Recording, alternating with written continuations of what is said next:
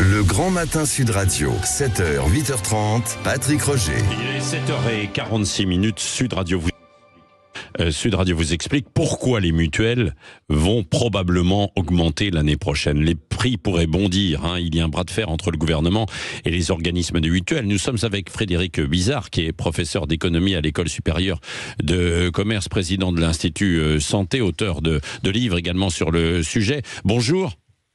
Bonjour Patrick Roger. Les organismes de mutuelles disent que cette hausse est inévitable. Est-ce que c'est justifié ?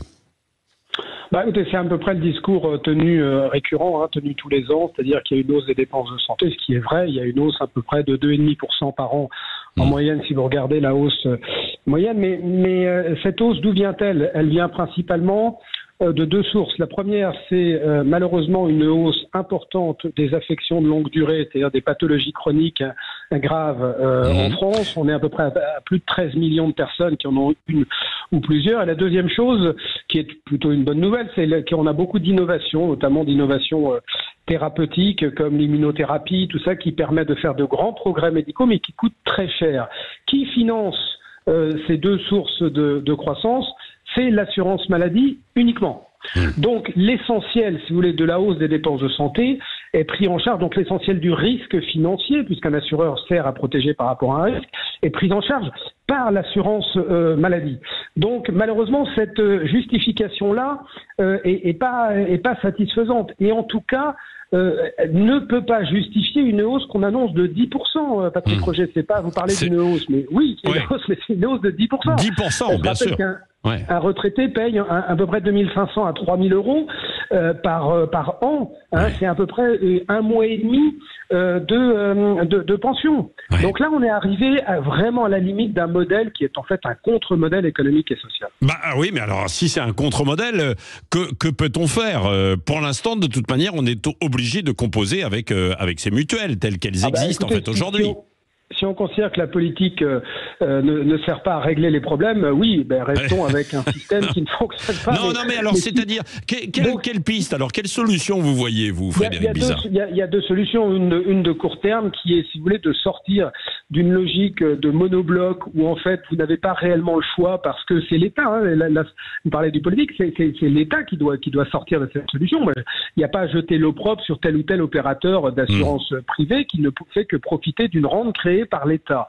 Donc l'État doit régler ce problème. D'abord, en assouplissant le marché, en permettant à l'assuré de pouvoir réellement prendre un contrat qui soit adapté à ses besoins, ce qui n'est pas possible aujourd'hui parce que, je ne vais pas rentrer dans le détail technique, mais on a créé des contrats dits responsables et solidaires qui représentent 96% du marché et qui vous imposent en fait de prendre tout un tas de garanties dont beaucoup ne sont absolument inutiles, comme le remboursement des tickets modérateurs.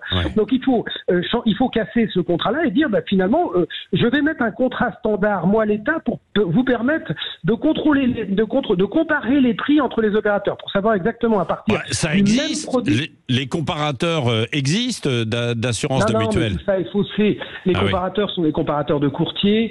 On n'a absolument pas obligé chaque assureur à commercialiser, notamment sur Internet, pour que votre meilleur comparateur, c'est ce que vous pouvez vous choisir en ayant l'ensemble de l'offre sous les yeux avec quelques clics. Ça n'existe pas. C'est simplement des courtiers qui ont quelques assureurs dans leur portefeuille et vont mettre les contrats qui les arrangent, c'est-à-dire les contrats qui vous imposent de prendre un grand nombre de garanties. Donc le système est faussé. Ça c'est la première mesure qui peut être prise par un décret. Donc quand le ministre dit moi je peux pas faire grand-chose et tout, il se trompe. La deuxième chose, c'est de sortir de ce système à deux étages avec un assureur privé au-dessus, en deuxième étage, d'un assureur public. Or, ces deux types d'assurance ne fonctionnent pas du tout de la même façon sur un plan économique et social. Donc, il faut différencier les rôles et les missions de l'assureur public, l'assureur maladie, et celui de l'assureur privé, qui doit être sur des paniers de soins différenciés et qui doit parce qu'il y a un système concurrentiel, être incité à faire de la prévention et à proposer des services innovants. Bon, bah écoutez, voilà, c'est une piste en tout cas que vous avancez, alors qu'il y a un bras de fer entre le gouvernement et les organismes de mutuelles. Oui, là, le bras de fer uniquement pour l'instant sur les hausses. Un simulacre de bras de fer. Un simulacre de bras de fer tous les ans. L'État se dit indigné des hausses, mais ne change strictement rien. Et au contraire, recharge la barque. Comme par exemple le zéro reste à charge, qui est une stupidité de 2019, où on vous dit c'est gratuit, les lunettes sont gratuites, mais il n'y a rien de gratuit, parce qu'en effet, vous payez très cher vos primes d'assurance santé. Bah voilà, absolument. Merci en tout cas Frédéric Bizard d'avoir été avec nous, avec toujours une parole très cash, auteur de l'autonomie solidaire en santé aux éditions Michalon.